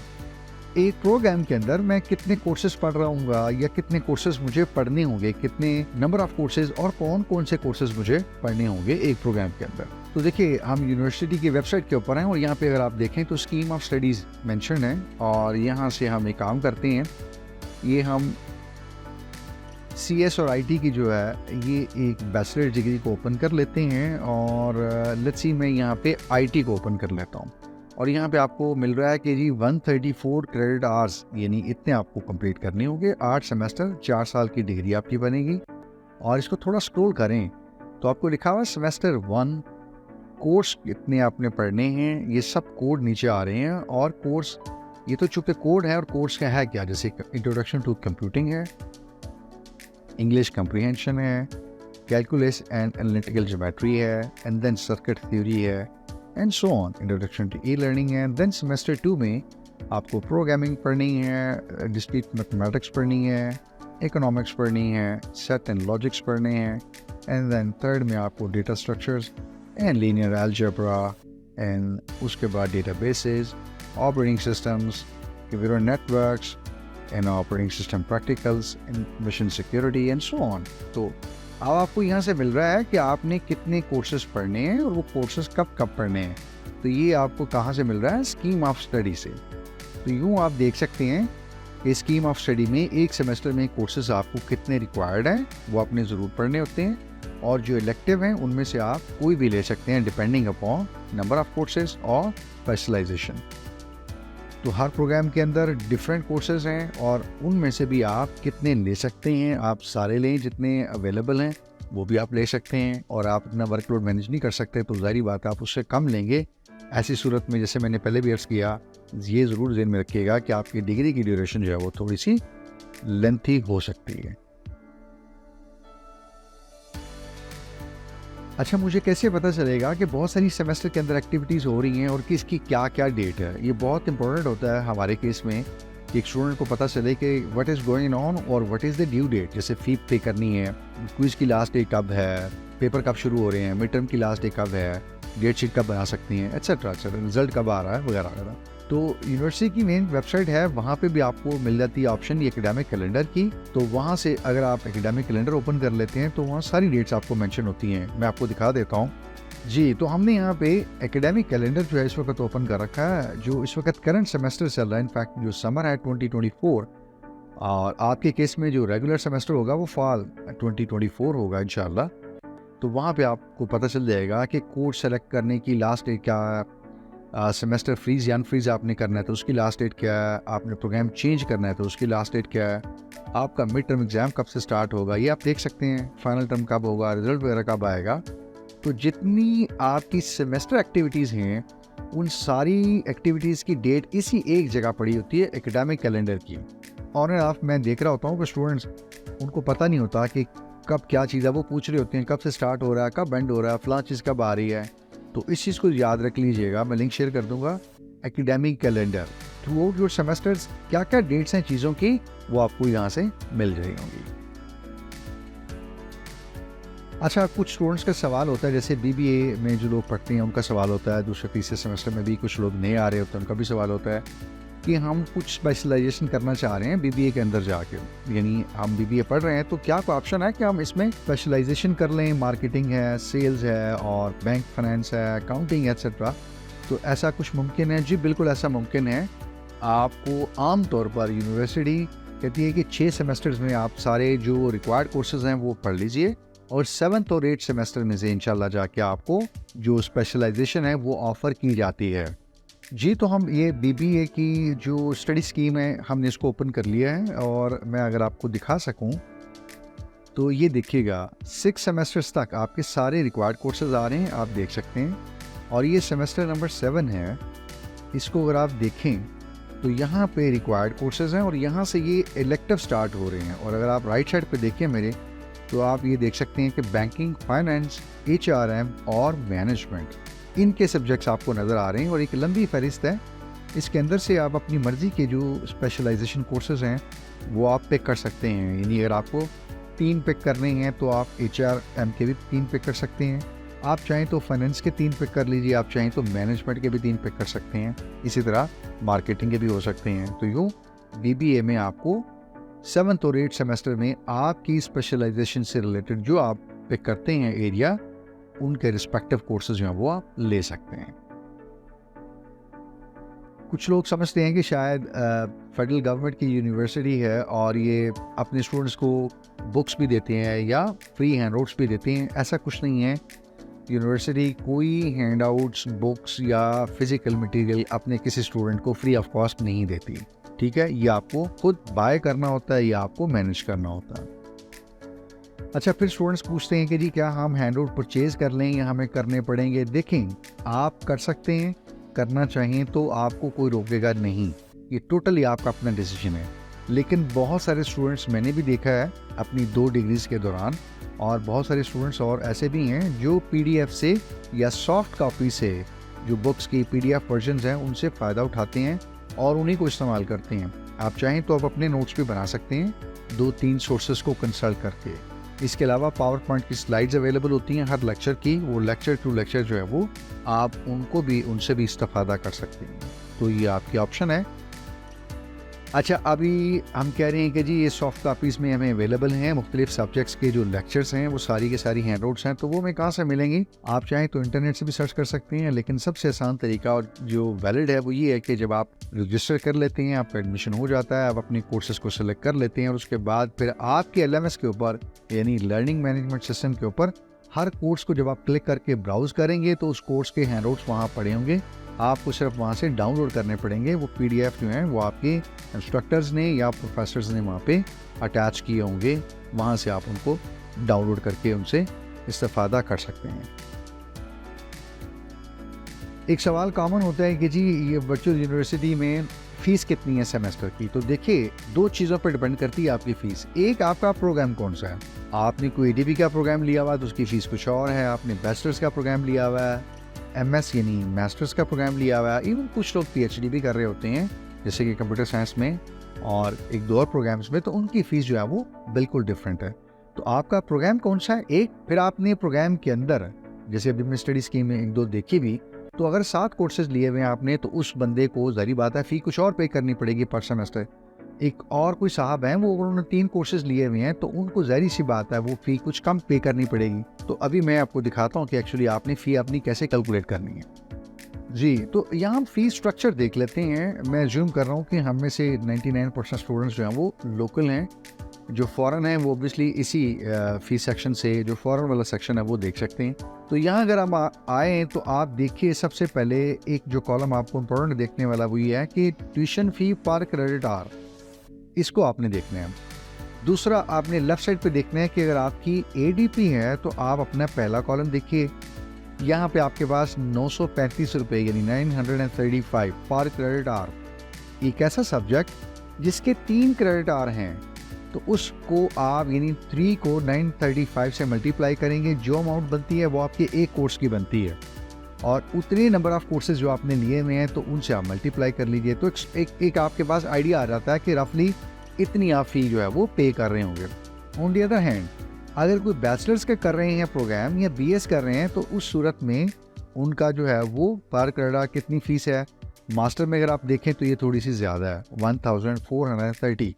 आपके 3 कोर्सेज हैं, एक कोर्स 3 क्रेडिट आवर का है, तो 3 इंटू 14 एंड 30 इसको मल्टीप्लाई कीजिए, एक कोर्स की फ़ी निकलेगी, और 3 कोर्सेज पर मल्टीप्लाई कीजिए, तो ये आपके सेमेस्टर की फ़ी आप लोग कैलकुलेट कर सकते हैं। कुछ स्टूडेंट्स का सवाल होता है, वो पहले सेमेस्टर में आ जाते हैं और वो समझते हैं कि स्पोर्ट्स एंड एंडोर्समेंट फंड जो है वो स्पेशली उन लोगों के लिए, शायद वो स्पोर्ट्स एक्टिविटी में पार्टिसिपेट करते हैं, बाकी उन लोगों को जो कि पार्टिसिपेट नहीं करना, तो उन्हें इसको पे करने की ज़रूरत नहीं है। नहीं, ऐसा नहीं। आपको चाहे आपने किसी एक्टिविटी में पार्टिसिपेट करना है या नहीं करना, तो ये एक नॉर्मल बात है, इसमें कोई ऐसी परेशानी वाली बात नहीं है। और ये बहुत नॉमिनल चार्जेस होते हैं, गालबन 500 रुपये हैं, और या फिर मैक्सिमम 1000 है, और जो कि एक दफ़ा ही लिए जाते हैं। फिर एक सवाल होता है कुछ स्टूडेंट्स का कि क्या मेरी फ़ीस जो बनती है, फॉर एग्जांपल अगर वो 22,000 बनती है बैचलर्स के एक सेमेस्टर की, तो क्या मुझे सारी फ़ीस एक ही दफ़ा अदा करनी होगी? आप कर सकते हैं तो कर दीजिए, और अगर आप ऐसा नहीं कर सकते किसी वजह से, तो आप अपनी फ़ीस की जो अमाउंट है उसकी इंस्टॉलमेंट्स कर सकते हैं। आप कम से कम 2 और ज़्यादा से ज़्यादा 5 इंस्टॉलमेंट्स बना सकते हैं। मिसाल के तौर पे अगर हम 22,000 की फ़ीस की मिसाल लें, तो आप मैक्सिमम इंस्टॉलमेंट्स करना चाहें तो वो 5 होंगी, तो यूँ शायद 4,400 रुपये की एक इंस्टॉलमेंट होगी, और वो हर मंथ आपको पे करनी पड़ सकती है नॉर्मली। इससे कुछ कम ड्यूरेशन भी हो सकती है, यानी 3 वीक्स के बाद भी आपको पे करनी पड़ सकती है। तो यूँ एक सेमेस्टर के अंदर फिर आपको ये 5 इंस्टॉलमेंट्स पूरी पे करनी होगी, ये ज़हन में रखिएगा।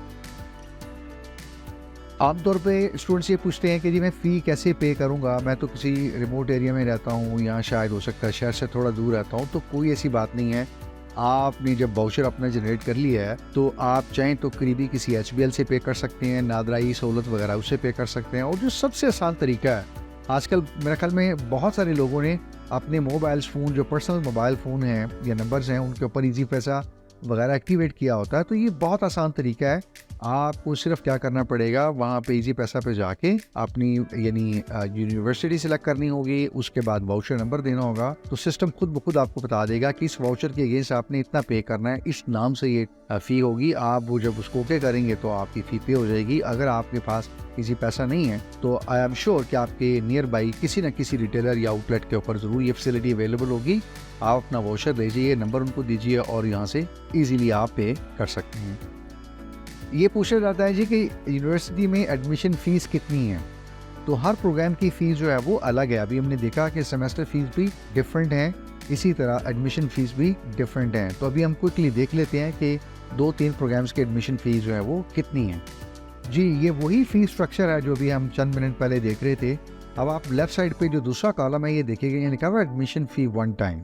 तो ये आपको ज़ाहिर बात है, एडमिशन फ़ी है तो सिर्फ एक दफ़ा ही पे करनी पड़ेगी। तो एडीपी के लिए ये और बीएस तक के लिए तकरीबन 3,000 रुपये है, मास्टर्स के लिए 5,000 है, और एमएस के लिए 7,000 है, पीएचडी के लिए भी 7,000 है। अगर आपने कोई डेफिशिएंसी सेमेस्टर लिया है तो उसके लिए भी 3,000 है। इसी तरह आपने कोई 0 सेमेस्टर या स्पेशलाइजेशन सर्टिफिकेट्स के लिए कुछ अप्लाई किया हुआ है तो उसके लिए भी तकरीबन नॉर्मली 3,000 है। तो यहाँ से आप देख सकते हैं कि यूनिवर्सिटी में एडमिशन फ़ी कितनी है डिफरेंट प्रोग्राम्स के लिए। अच्छा, किसी वजह से मैं अगर अपनी फ़ी पे नहीं कर पाया, चूँकि फ़ी की एक ड्यू डेट होती है, जब वो जनरेट होती है और उसके बाद फिर 1 हफ़्ता या 10 दिन का टाइम होता है मुझे उसमें पे करनी होती है। तो अगर किसी वजह से भी मैं वो पे नहीं करता तो कोई मसला तो नहीं है? जी बिल्कुल मसला हो सकता है। आपके एलएमएस का जो अकाउंट है, जो आप ओपन करके अपनी सारी एक्टिविटीज़ को कैरी ऑन करते हैं, तो वो अकाउंट आपका ब्लॉक हो जाएगा। अब आप अपना एलएमएस ओपन नहीं कर सकेंगे। जब ओपन करने की कोशिश करेंगे तो आपको मैसेज आएगा सिस्टम की तरफ से कि आपका एलएमएस जो है वो डिसेबल्ड है, यानी ब्लॉक्ड है। आप अपनी फ़ी पे कीजिए तो कोई एक्टिविटी आप कर सकते हैं, यानी आप कोई वाइवा, कोई क्विज, कोई जीडीबी, कोई असाइनमेंट, कोई चीज़ भी ओपन नहीं कर सकेंगे और कोई चीज़ भी सबमिट नहीं कर सकेंगे अनफॉर्चुनेटली। तो you have to make sure कि जो भी कोई फ़ी की ड्यू डेट है आप उस ड्यू डेट के अंदर ज़रूर पे कीजिए। और जो वर्स्ट केसेस हो सकता है बाज़ औक़ात वो ये है कि आप डेट शीट नहीं बना सकेंगे, आप कोर्स सेलेक्ट नहीं कर सकेंगे, यानी कोर्स सिलेक्शन नहीं परफॉर्म कर सकेंगे कि अगले सेमेस्टर में आपको कितने कोर्सेज़ का वर्कलोड लेना है, आप अपना रिज़ल्ट नहीं देख सकेंगे।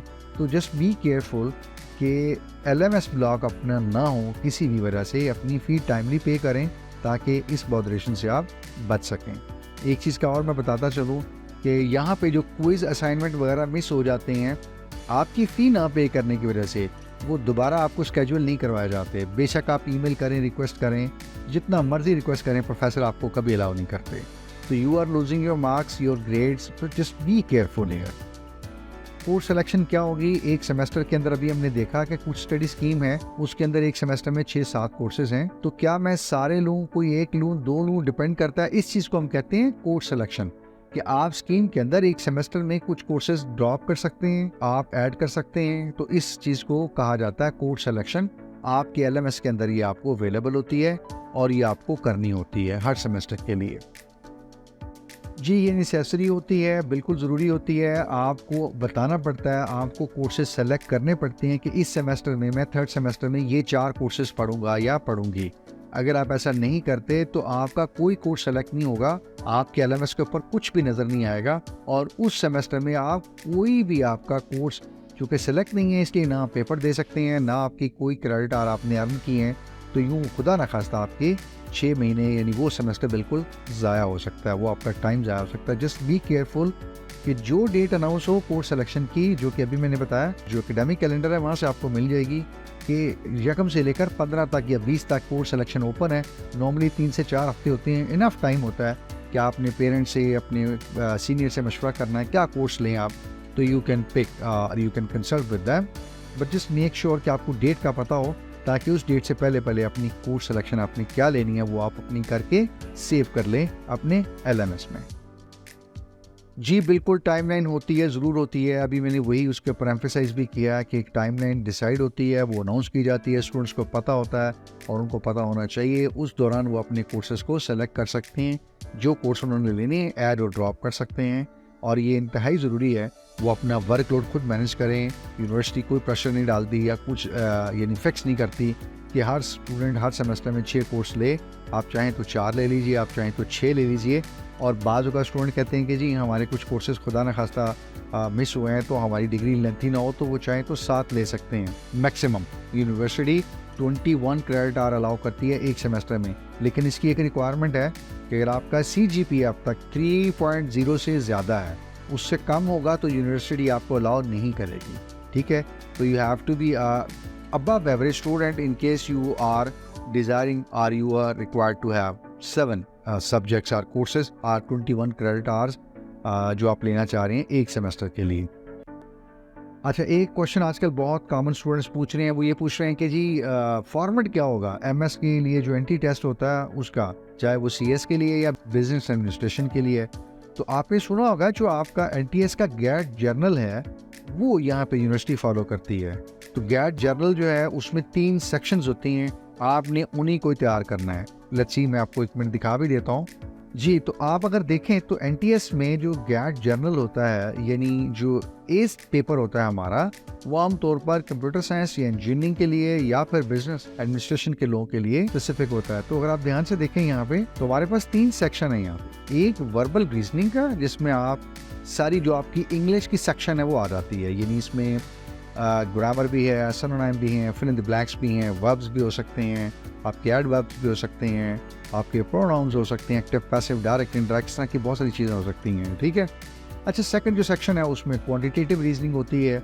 इसमें आपके पास मैथमेटिक्स है, सारी की सारी प्रोपोर्शन के क्वेश्चन हो सकते हैं, वर्ड्स प्रॉब्लम हो सकते हैं, सीक्वेंसेस हो सकती हैं, यानी ज्योमेट्रिक है, अरिथमेटिक है, एक्सेट्रा।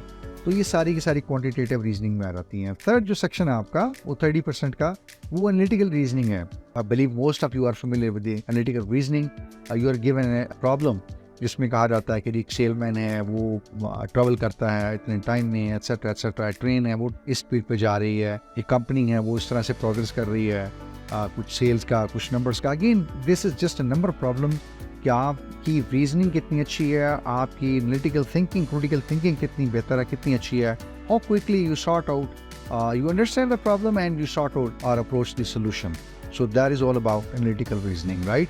तो ये 3 सेक्शंस हैं। 35% आपका वर्बल रीजनिंग है, 35% आपका मैथमेटिक्स से रिलेटेड सेक्शन हो सकता है जिसको हम क्वांटिटेटिव रीजनिंग कहते हैं, और 30% एक एनालिटिकल रीजनिंग है। That's very very important. जो प्रॉब्लम्स हैं मैंने अभी कुछ चंद एक हाईलाइट की हैं, यू कैन एक्सप्लोर योरसेल्फ। आप कहेंगे तो हम किसी और वीडियो के ऊपर इसके ऊपर बात भी कर लेंगे इंशाल्लाह।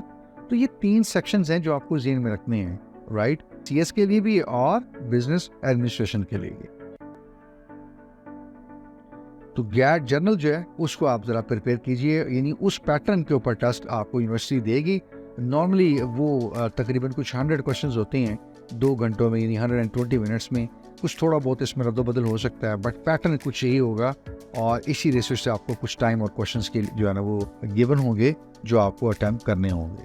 आपके ये टेस्ट और आपके जो बैचलर्स के, मास्टर्स के और इससे पहले के जो आपकी सारी एकेडमिक्स के मार्क्स होंगे उनका ब्रेकअप सारा शामिल किया जाएगा, और उसके बाद फिर एक जो मेरिट लिस्ट है वो डिस्प्ले होती है, और उसमें फिर डिसाइड किया जाता है कि कौन से स्टूडेंट्स हैं जो मेरिट लिस्ट में यानी आ रहे हैं, जिनको यूनिवर्सिटी ने एडमिशन जो है वो ऑफर करना है।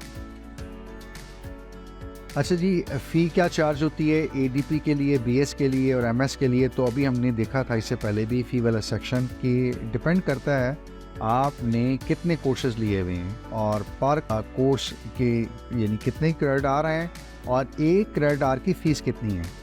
तो आपको पर क्रेडिट आर को नंबर ऑफ़ क्रेडिट आर से मल्टीप्लाई करना होता है, तो आपके एक कोर्स की फ़ी निकलती है, और आपके एक प्रोग्राम के अंदर आपने कितने कोर्स लिए हुए हैं, आप नंबर ऑफ़ कोर्सेज को पर कोर्स फी से मल्टीप्लाई कर दीजिए, तो यूँ आपकी फ़ीस निकल आती है। और ये डिफरेंट है, अभी हमने देखा था फ़ीस सेक्शन के अंदर, तो आप चाहें तो खुद जाके कैलकुलेट कर सकते हैं। कुछ स्टूडेंट्स का सवाल होता है कि जी क्या कोई मेरिट स्कॉलरशिप या इस तरह का कोई स्कॉलरशिप मिल जाता है जो एडमिशन उन्होंने लिया है, फॉर एग्जांपल उन्हें लगता है आईसीएस में या एफएससी में उनके बहुत अच्छे मार्क्स थे, तो उनको बीएस में जब एडमिशन मिल रहा है तो उनको कोई स्कॉलरशिप मिलना चाहिए, क्या कुछ मिल सकता है? जी बिल्कुल, ज़रूर मिल सकता है। 2 तरह के स्कॉलरशिप यूनिवर्सिटी ऑफर करती है मेनली, एक मेरिट बेस्ड होते हैं और एक नीड बेस्ड होते हैं। तो आप जब एडमिशन लेते हैं तब आप अगर मेरिट में आ रहे हैं, जो न्यूली एडमिट स्टूडेंट होते हैं, तो वहाँ आपको कंसिडर किया जाता है और फिर बताया जाता है कि कितना है जो है वो आपने मेरिट स्कॉलरशिप जो है वो अर्न किया है। देखिए, जब आपका एडमिशन होता है तो यूनिवर्सिटी एक मेरिट लिस्ट मेंटेन करती है, और उसके बाद फिर वो एलएमएस के ऊपर और आपके नोटिस बोर्ड के ऊपर अनाउंसमेंट सेक्शन में जाकर डिस्प्ले कर देती है कि ये न्यूली एडमिटेड स्टूडेंट्स जो हैं उनमें हर प्रोग्राम में ये मेरिट लिस्ट बनी है, और कुछ 5, 6 या 7 स्टूडेंट्स को वो सिलेक्ट कर लेती हैं जो टॉप पे आ रहे होते हैं, और उनको फिर मेरिट स्कॉलरशिप जो है वो अलाउ करती है। जी ये देखिएगा, मैंने यूनिवर्सिटी की वेबसाइट पे जो अनाउंसमेंट्स हैं उसमें से एक ये पेज ओपन किया जैसे आपको दिखाने के लिए। तो अगर आप देखें तो यहाँ पे लिखा हुआ है list of merit based scholarship newly admitted student. इसका मतलब ये है कि यहाँ वो स्टूडेंट हैं जिन्होंने एडमिशन लिया है पहली बार यूनिवर्सिटी में, और उनका जो मेरिट लिस्ट पे नाम बना है या आया है और उनको स्कॉलरशिप ऑफर हुई है। अगर मैं नीचे इसको दिखाऊं आपको स्क्रॉल करके, तो ये देखिए एडीपी के अंदर, अकाउंट एंड फाइनेंस के अंदर ये कुछ रोल नंबर हैं, इनको 100% स्कॉलरशिप मिल रहा है एडमिशन की बेस के ऊपर। हो सकता है इनकी लास्ट डिग्री यानी आईसीएस में या एफए वगैरह में बहुत अच्छे मार्क्स हों। इसी तरह चलिएगा, एडीपी नेटवर्किंग में ये कुछ साहब हैं, इनको 100% मिल रहा है, ये भी इनको 100% मिल रहा है। इसी तरह बाकी आप स्क्रॉल करते जाइए तो आप देख सकते हैं ये एडीपी सीएस यानी कंप्यूटर साइंस में ये 3 लोगों को 100% मिला, ये तकरीबन कुछ 5 या 6 लोगों को 50% मिल रहा है। इसी तरह ये एडीपी इस्लामिक बैंकिंग है, सिर्फ एक ही कुछ साहब हैं, स्टूडेंट हैं जिनको मिल रहा है इसी तरह बाकी ये देख लीजिए। तो उन तमाम स्टूडेंट्स को जिनका लास्ट डिग्री में रिजल्ट बहुत अच्छा आया, उनके लिए चांसेस हैं कि वो मेरिट लिस्ट में कहीं ना कहीं टॉप पे 2-4 स्टूडेंट्स में आ रहे हो। 100%, 75%, 50% या 25% कहीं ना कहीं जहाँ वो लाइक करेंगे उनको स्कॉलरशिप मिल जाएगा। और यूनिवर्सिटी खुद अनाउंस करती है, आपको सिंपली जाके लिस्ट देखनी है कि आपका उसमें नाम आ रहा है या फिर नहीं आ रहा। दूसरी सूरत में आप अगर नीडी हैं तो आप नीड बेस्ड स्कॉलरशिप को खुद अप्लाई कर सकते हैं। यहाँ आपको खुद अप्लाई करना पड़ेगा। मेरिट बेस के केस में आपको खुद अप्लाई करने की ज़रूरत नहीं होती, यूनिवर्सिटी की कमेटी है वो डिसाइड करती है। और नीड बेस के केस में आपको खुद फॉर्म फिल करना होता है। अपने इलाके के कुछ काउंसलर हैं या कोई गजेटेड ऑफिसर हैं बड़े, उनसे आपको फॉर्म साइन भी करवाना होता है और उसके बाद एक पोर्टल के ऊपर आपको अपलोड करना होता है। यूनिवर्सिटी फिर इसको वेरीफाई करती है और फिर आपको ग्रांट करती है। 100%, 50%, 70% कितना वो करते हैं, again that depends on person to person, programme to programme और अवेलेबिलिटी ऑफ द फंड्स। तो हमने बात किया है कि अभी जो मेरिट बेस्ड स्कॉलरशिप है वो आपकी क्वालिफिकेशन आप लेके आ रहे हैं, जैसे इंटर की हमने बात की है, उसके ऊपर आपको मिल सकती है। दूसरी, अगर आपने यूनिवर्सिटी में आ गए हैं और आपको हो सकता है कि आपको पहली डिग्री के ऊपर तो कोई मेरिट स्कॉलरशिप नहीं मिला, लेकिन फर्स्ट सेमेस्टर में आपने बहुत अच्छा परफॉर्म किया और you stand out in the competition, तो आपका जो CGPA था वो मुमकिन है 3.7, कोई 3.8 और 3.9 तक चला गया आउट ऑफ 4। तो यहाँ आपने फिर आपका नाम आ गया मेरिट स्कॉलरशिप के अंदर, तो यहाँ से आपको फिर स्कॉलरशिप मिलना शुरू हो गया। और ये स्कॉलरशिप उस वक्त तक मिलता रहेगा जब तक कि आप अच्छा परफॉर्म कर रहे हैं और आप टॉप पे आ रहे हैं। ऐसा नहीं है कि अगले सेमेस्टर में खुदा न खास्ता किसी भी वजह से आप ड्रॉप आउट होते हैं, कुछ 2-3 पॉइंट्स नीचे आते हैं और कुछ 2-3 लोग ऊपर आ जाते हैं, तो मुमकिन है फिर आपको सुपरसीड कर जाते हैं और उनको स्कॉलरशिप मिलना शुरू हो जाता है। आप 100 से 50 पे आ जाएं अनफॉर्चुनेटली। तो इस चीज़ को आपने ख्याल रखना होगा कि फर्स्ट सेमेस्टर में अगर आपको मिल रहा है तो फिर आप उसको कंटिन्यू कीजिए, अपनी पोजीशन को मेंटेन कीजिए। अच्छा जी, MS MPhil के लिए कोई चार्ज होती है फ़ी एंट्री टेस्ट के लिए? जी, यूनिवर्सिटी 1000 रुपया चार्ज करती है जो कि नॉन रिफंडेबल होता है। आपका एडमिशन नहीं भी होता किसी वजह से, या नहीं हो सकता, या आप टेस्ट में अपेयर नहीं होते, या आपका मेरिट में नाम नहीं आता अनफॉर्चुनेटली, तो ये नॉन रिफंडेबल होगा। अच्छा जी, इसके अलावा कि मैं किसी भी वजह से माली हालात, अल्लाह ताला सब के लिए आसानियाँ फरमाए, नहीं पे कर सकता, कोई स्टूडेंट है वो पूछते हैं कि जी ऐसी सूरत में कोई स्कॉलरशिप, मतलब वो बहुत एक्सेप्शनल स्टूडेंट भी नहीं है, एवरेज या अबव एवरेज स्टूडेंट है, लेकिन वो चाह रहे हैं कि कोई और स्कॉलरशिप मिल जाए, तो यूनिवर्सिटी कुछ और स्कॉलरशिप ऑफर करती है, नीड बेस्ड भी हैं, इसके अलावा भी कुछ और हैं। आप यूनिवर्सिटी की वेबसाइट पे अगर आएँ तो स्टूडेंट्स में आप देख सकते हैं कि यहाँ पे कुछ स्कॉलरशिप्स अवेलेबल हैं, जैसे एजुकेटर्स है, पाकिस्तान बैतुल माल है, NBP यानी नेशनल बैंक ऑफ पाकिस्तान है, यहाँ सईदा मुबारक बेगम उनके नाम से है, और 1-2 और स्कॉलरशिप्स आपको यहाँ पे अवेलेबल हैं। आप उनके एक्सप्लोर कर सकते हैं। आप चाहें तो एक वक्त में एक से ज़्यादा यानी 2 या 3 स्कॉलरशिप के लिए भी अप्लाई कर सकते हैं। अगेन ये डिपेंड करता है, स्क्रूटनी होती है, वेरिफिकेशन होती है, और यूनिवर्सिटी के फंड्स कितने अवेलेबल हैं, कितने स्कॉलरशिप्स के लिए एप्लीकेशंस आई हुई हैं, उनमें से यूनिवर्सिटी किन को पिक करती है, जिनके रिजल्ट्स अच्छे हैं। यूनिवर्सिटी का अपना क्राइटेरिया है, उनकी अपनी कमेटी की डिसीजंस होती हैं, बट आप नीड बेस के ऊपर भी कोई 2-3-4 स्कॉलरशिप्स आपके पास अवेलेबल होते हैं, आप चाहें तो अप्लाई कर सकते हैं। जी, मुझे खुद से मेरिट्स के स्कॉलरशिप अप्लाई करने की ज़रूरत होगी? नहीं, हमने अभी डिस्कस किया है कि आपको ज़रूरत नहीं होगी, चाहे आपका न्यू एडमिशन है और चाहे आप कंटिन्यू स्टूडेंट हैं, यानी दूसरे सेमेस्टर में जा रहे हैं, तीसरे में जा रहे हैं, तो जो मेरिट लिस्ट मेंटेन होती है यूनिवर्सिटी उसके ऊपर डिसाइड करती है, उसकी बेसिस के ऊपर स्कॉलरशिप अनाउंस करती है, तो उस सूरत में आपको खुद से अप्लाई करने की ज़रूरत नहीं होगी। आप अगर टॉपर 5-4 पोजीशंस में आ रहे हैं तो आपको स्कॉलरशिप मिल जाएगा और अनाउंस भी हो जाएगा। आप चाहें तो अपने LMS में देख भी सकते हैं। अच्छा जी, मुझे कैसे पता चलेगा कि मैं मेरिट बेस्ड स्कॉलरशिप के लिए एलिजिबल भी हूँ एडमिशन की बेस के ऊपर, या बाद में जो रिज़ल्ट आएगा? तो इसका भी वही जवाब है कि आपको अनाउंसमेंट मिल जाएगी LMS के ऊपर। आपकी जो नोटिस बोर्ड है वहाँ पे भी ये अनाउंसमेंट आ जाती है कि न्यूली एडमिटेड स्टूडेंट जो हैं उनका मेरिट बेस्ड स्कॉलरशिप जितने स्टूडेंट्स का बना है वो अभी हमने लिस्ट देखी भी, वो अनाउंस हो जाती है, आप जाके वहाँ देख सकते हैं।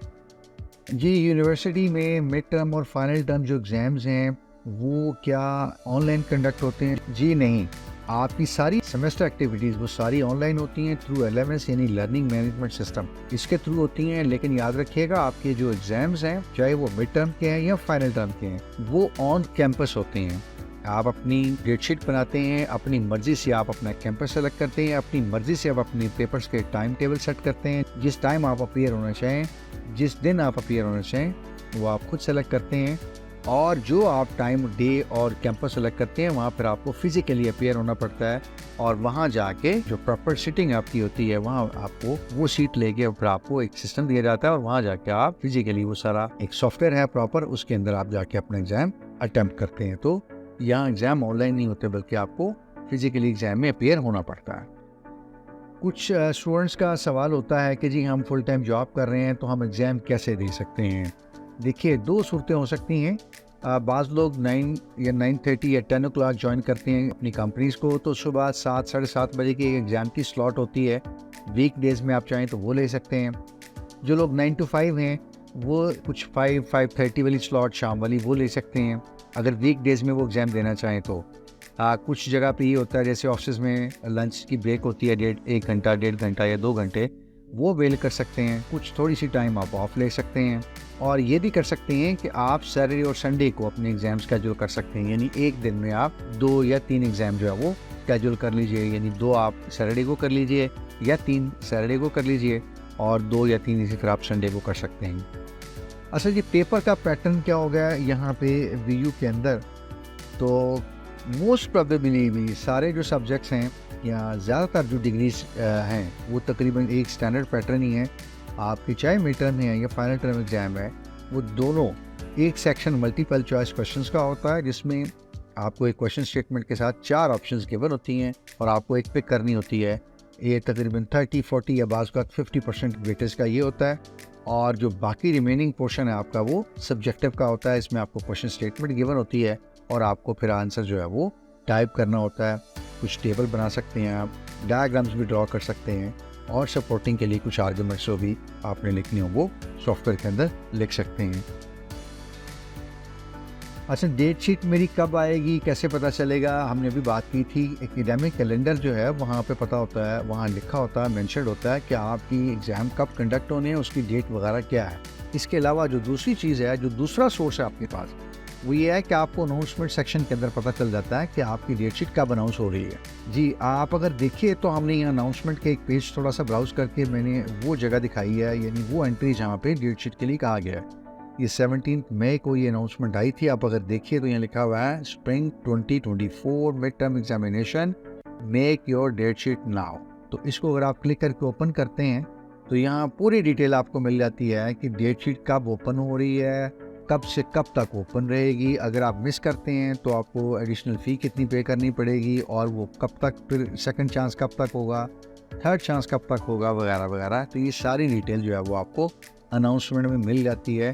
और उसके बाद फिर जो आपको टाइम गिवन होता है 10-12 डेज़ का, आपको उसके अंदर जो है वो ज़रूर अपनी डेट शीट बनानी चाहिए। एक चीज़ मैं यहाँ बता दूँ, उन्होंने क्लियरली मेंशन किया हुआ है, आप जितनी जल्दी डेट शीट बना लेंगे आपके लिए उतना बेहतर होगा, क्योंकि जो स्लॉट्स होती हैं एक टाइम के अंदर वो लिमिटेड होती हैं। अगर आप थोड़ा सा लेट करेंगे तो मुमकिन है फिर आपको आपके मतलूबा या डिज़ायर्ड सेंटर में आपको सीट ना मिले, और खुदा न खास्ता फॉर एग्ज़ाम्पल अगर आप माल रोड में करीब रहते हैं और आपको फिर ठोकर जाना पड़े, और वाइस वर्सा अगर आप ठोकर रहते हैं तो फिर लेट अगर आप करते हैं तो मुमकिन आपको डिफेंस या खुदा न खास्ता कुछ उस साइड वाला जो है वो कैंपस मिले। तो जैसे ही अनाउंस हो, कोशिश करें कि 1 आध दिन के अंदर अपनी डेट शीट को आप कंक्लूड कर लें। तो 2 सूरतें, एकेडमिक कैलेंडर से भी आपको पता चल रहा है, और दूसरा जब ये लॉन्च हो जाएगी तो आपको नोटिस बोर्ड पर पता चल जाएगा। तो आपको फ़ौरन चाहिए कि विद इन सेम डे और वेरी नेक्स्ट डे आप उसकी डेट शीट को अपनी यानी कंक्लूड कर लें, बना लें। एक सवाल ये भी होता है कि जी अगर कोई पेपर मिस हो जाता है किसी वजह से भी, फॉर एग्जाम्पल खुदा न खास्ता कोई ऐसी सूरत का सामना करना पड़ सकता है मुझे आपको जिसकी वजह से कोई पेपर मिस हो जाता है, तो ऐसी सूरत में क्या होगा। आम अगर ट्रेडिशनली देखा जाए तो शायद हो सकता है सप्लीमेंट्री एग्जाम हो, वहाँ आपको दोबारा अपीयर होना पड़ता हो, या वो पेपर आपको नेक्स्ट ईयर देना पड़ता हो। यहाँ वर्चुअल यूनिवर्सिटी में ये थोड़ी सी फैसिलिटी है कि अगर आपका कोई पेपर प्लान था और वो मिस हो गया, या आपने उसको स्केड्यूल नहीं किया, स्केड्यूल किया है तो नहीं दे सके, या फिर स्केड्यूल ही नहीं कर सके, तो ऐसी सूरत में आपको अनाउंसमेंट आती है। एग्ज़ाम जब हो जाते हैं तो उसके बाद 1-2 दिन में आपको अनाउंसमेंट आ जाती है कि वो लोग जो किसी वजह से एग्ज़ाम नहीं दे पाए या स्केड्यूल नहीं कर पाए या स्केड्यूल करके अटेंड नहीं कर सकें, तो वो अपने वो पेपर जो मिस हो गए हैं दोबारा स्केड्यूल कर सकते हैं। जी, ये देखिएगा यहाँ पे हमारे पास सामने एक अनाउंसमेंट है, request for rescheduling of missed unplanned papers. आपको ये अनाउंसमेंट मिलेगी और उसको आप खोलेंगे तो वहाँ बाकायदा आपको लिखा होगा कि फर्स्ट, सेकंड, थर्ड चांस कब तक है, डेट कब तक है और फी आप कितनी पे करनी पड़ेगी। यहाँ जो मिस करते हैं आप पेपर, उसके लिए आपको पर पेपर फ़ी पे करनी पड़ती है और नॉर्मली ये 2000 है। बहरहाल अगेन फी सेक्शन में आप उसकी डिटेल चेक कर सकते हैं। तो ये ज़रा कॉन्सिक्वेंसेज हैं इसके कि आपको थोड़े से पैसे जो है वो इसकी फ्लिप साइड आपको बेयर करने पड़ सकते हैं। किसी वजह से हो खुदा न खास्ता तो फिर तो कोई मसला नहीं है, बट लेकिन जानते बूझते मैं चाहूँगा कि आप इसको इग्नोर मत कीजिए। आपका वक्त और पैसा दोनों यहाँ पे ज़ाया हो रहे हैं अनफॉर्चुनेटली। तो save time and money both.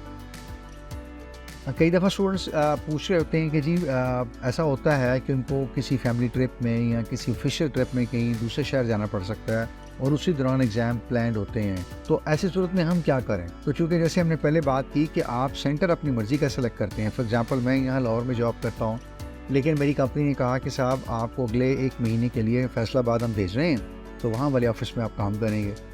अब मुझे देखना पड़ेगा कि फैसलाबाद में मेरा ऑफिस जो है वो किस जगह पे है। फॉर इंस्टेंस वो इंडस्ट्रियल एरिया में है, कचहरी बाज़ार में है, तो मुझे देखना पड़ेगा कि फैसलाबाद में जो यूनिवर्सिटी के कैंपसेस हैं उनमें कैंपस करीब कौन सा पड़ेगा। तो फाइनली डिसाइडेड कि मेरे कोई एक करीब वहाँ कैंपस है तो मैं वो पिक कर लूँ और जो टाइम मुझे सूट करता है मैं वो पिक कर लूँ। तो यूँ मैं वहाँ अपनी उस ट्रिप के दौरान, ऑफिशियल ट्रिप के दौरान वहाँ दूसरे शहर में भी अपनी एग्ज़ाम स्केड्यूल कर सकता हूँ। ठीक है, मैं सिटी और कैंपस अपनी मर्ज़ी से सेलेक्ट कर सकता हूँ। अच्छा जी, एडमिशन फ़ी कब पे करनी होती है मुझे? आपने एडमिशन के लिए फॉर्म सबमिट किया, आपको चालान जनरेट किया गया, वो चालान आपको डिस्प्ले भी हुआ और उसके बाद आपकी ईमेल में भेजा भी गया। उसके ऊपर लिखा होता है कि आपने इस दिन तक, यानी ये आपकी ड्यू डेट है, यहाँ तक आप फ़ी पे कर सकते हैं। नॉर्मली वो 1 हफ्ते तक की होती है, 5 से 7 दिन की होती है। उसके बाद अगर आप लेट करते हैं तो ड्यू डेट के बाद फिर आपको कोई ना कुछ के ऊपर स्लाइट परसेंटेज होती है जो आपको फ़ाइन पे करना पड़ता है। वो वहाँ उसके ऊपर प्रिंट होता है। ड्यू डेट जो है वो आपको ज़हन में रखनी है। आमतौर पर एडमिशन फ़ी जो है वो एक ही दफ़ा आपको पे करनी पड़ती है। हाँ, अलबत्ता सेमेस्टर फ़ी है, वो हम बात करके आए हैं ऊपर बड़ी तफसील से कि उसकी आप इंस्टॉलमेंट्स कर सकते हैं। फाइनली हमारा लास्ट क्वेश्चन है कि ji is the exam handwritten in virtual university like traditional exams? नहीं, ऐसा नहीं है। हमने अभी बात की थी शायद थोड़ी सी इसके ऊपर भी कि यहाँ पे एक एग्जामिनेशन सॉफ्टवेयर है, VU टेस्ट उसका नाम है। तो वो आपको मिलता है, आप उसमें लॉगिन करते हैं और वहाँ पे फिर एक पूरा सिस्टम है जहाँ पे आप एग्ज़ाम अपना अटैम्प्ट करते हैं। यानी मल्टीपल चॉइस क्वेश्चन में आपको आंसर्स पिक करनी होती हैं क्वेश्चन की स्टेटमेंट के बाद, यानी ABCD यानी 1 2 3 4 में ऑप्शन कौन सी ठीक है। और सब्जेक्टिव के केस में आपको ये समझ लीजिए कि ऊपर जो है वो क्वेश्चन की स्टेटमेंट दी होती है और नीचे जो एक एरिया पूरा दिया होता है और आपको एडिटर की ऑप्शंस यानी बोल्ड, इटालिक, न्यूमेरिक, बुलेट्स वगैरह ये सारी चीज़ें दी होती हैं। तो इन ऑप्शंस के साथ यानी रिच टेक्स्ट ऑप्शंस आपके पास अवेलेबल होती हैं। आप अपना आंसर वहाँ पे लिख सकते हैं, एक्सेल वर्ड के ऊपर ड्राफ्ट करके वहाँ से पेस्ट भी कर सकते हैं। तो यूँ यह आपका एग्ज़ाम जो है वो सॉफ्टवेयर बेस्ड होता है, यानी इसको हम CBT या कंप्यूटर बेस्ड टेस्ट या एग्ज़ाम भी कह सकते हैं। तो यह हैंड रिटन वगैरह कुछ नहीं होता। मेक श्योर जो लोग ट्रेडिशनल से आ रहे हैं सिस्टम के ऊपर, उनको मैं स्पेशली एडवाइस करूँगा कि वो अपनी टाइपिंग स्पीड के ऊपर फोकस करें, वर्ड, एक्सेल और इस तरह के कुछ टूल्स सीखें। ख़ासकर जो लोग मैथमेटिक्स के सब्जेक्ट्स डील कर रहे हैं उनको मैथ टाइप और किस तरह से इक्वेशन इंसर्ट करती हैं वर्ड के अंदर, वो आप ज़रूर सीखिए। एक्सेल आपको ज़रूर आना चाहिए, फार्मूले, क्योंकि आपने मैथमेटिक्स के क्वेश्चंस हल करने हैं तो टाइम अगेन बहुत लिमिटेड होता है। तो इन चीज़ों पर प्रैक्टिस नहीं होगी तो हम अफ्रेड कि शायद आप क्वेश्चन अपना पूरा अटैम्प्ट ना कर सकें एग्ज़ाम के दौरान, जो टाइम लिमिटेड होता है। बहुत सारे जो स्टूडेंट्स हैं वो कोई एक दो सवाल पूछ रहे होते हैं, तो हमने कोशिश किया कि इन दिनों में जो हमें बहुत सारे सवाल मिले हैं बहुत सारे सोर्सेज से, हमने उनको एक जगह कंसोलिडेट कर दिया है ताकि वो लोग जो एस्पायरेंट हैं स्टूडेंट, वो सोच रहे हैं एडमिशन लेने के लिए और उनके ज़हनों के अंदर कुछ सवाल हैं, वो चाह रहे हैं कि ये पहले कुछ क्लियर हों तो उसके बाद हम सोचें एडमिशन के लिए। तो हमने कोशिश एक की है। अगेन ये सारे सवाल तो शायद नहीं होंगे और अगर हम सारे करना चाहेंगे तो ये वीडियो काफ़ी लंबी हो जाएगी। फिर भी आपका कोई सवाल हो जो रह गया और आपको लगता हो कि नहीं वो पूछना ज़रूरी है या आपको वो क्लियर करना ज़रूरी है, तो आप वीडियो के कमेंट सेक्शन में अपना क्वेश्चन रेज कर सकते हैं। तो हम कोशिश करेंगे कि आपके सवाल का जवाब भी दे सकें और कुछ यूनिवर्सिटी का लिंक वगैरह वो भी शेयर कर सकें, ताकि डिटेल इन्फॉर्मेशन जो है वो अपनी वहाँ से जाके आप चेक कर सकें। वीडियो देखने का बहुत शुक्रिया। कुछ चीज़ें, कुछ कन्फ्यूजन, कुछ सवाल जो एडमिशन से रिलेटेड आप चाह रहे हैं पहले क्लियर हों, तो हमने एक हद तक कोशिश की है। हम किस हद तक कामयाब हो सकें ये आप अपनी फीडबैक से ज़रूर आगाह कीजिएगा। हमारी ये भी कोशिश कि इस कंटेंट को, इन क्वेश्चंस के आंसर्स को और एक्सप्लेनेशन को ज़्यादा से ज़्यादा स्टूडेंट्स तक जो एडमिशन लेना चाह रहे हैं उन तक आप पहुंचने में हमारी हेल्प कर सकते हैं। तो कोशिश कीजिएगा कि अपने फेलोज़ के साथ जो एडमिशन लेना चाह रहे हैं, दोस्त कम्युनिटी, सोशल सर्कल में, तो उन तक ये लिंक वगैरह किसी तरह से आप शेयर कर दीजिए ताकि वो लोग भी इसको देख सकें और जो उनके ज़हन में कुछ सवाल कन्फ्यूजन्स हैं वो एड्रेस अगर हो सकती हैं टाइमली, ताकि वो अपनी ड्यू डेट से पहले अपना एडमिशन जो है वो करवा सकें। और लास्टली एक बात वेरी इंपॉर्टेंट फॉर अस कि इस सारे कंटेंट में क्या चीज़ है जो आप समझते हैं और बेहतर की जा सकती है, प्रेजेंटेशन, टाइम, डिलीवरी वगैरह, वो ज़रूर हमें बताइएगा। हम चाहेंगे कि और भी इंशाल्लाह कंटेंट जो फ्यूचर में हम आपके लिए शेयर करें, बनाएं, तो उसकी क्वालिटी और बेहतर की जाए, उसको और इम्प्रूव किया जाए ताकि वो बहुत इफ़ेक्टिव हो और आपके लिए कहीं ना कि आपकी एकेडमिक जर्नी में वो आपको बहुत ईज़ कर रहा हो, बहुत फैसिलिटेट कर रहा हो और आप उससे भरपूर फ़ायदा उठा रहे हो, आपके लिए बहुत बेनिफिशियल हो। कोई क्वेश्चन हो, स्टिल कोई फीडबैक शेयर करना चाहें तो वीडियो के कमेंट सेक्शन में मेंशन कर सकते हैं और ईमेल भी मैंने मेंशन कर दिया, आप चाहें तो हमें ईमेल भी कर सकते हैं। इंशाल्लाह किसी नए कंटेंट के साथ, किसी और टॉपिक में, किसी और सब्जेक्ट्स में आप लोगों से ज़रूर बात होगी। Have a wonderful academic journey at virtual university. अल्लाह ताला आपके ख्वाब पूरे करे और आपके लिए आसानियाँ फरमाए। Enjoy your study, be excited, it's going to be a wonderful experience इंशाल्लाह। फिर आपसे बात होती है। अपना ख्याल रखिएगा। Take care. अल्लाह हाफ़िज़। अस्सलाम वालेकुम।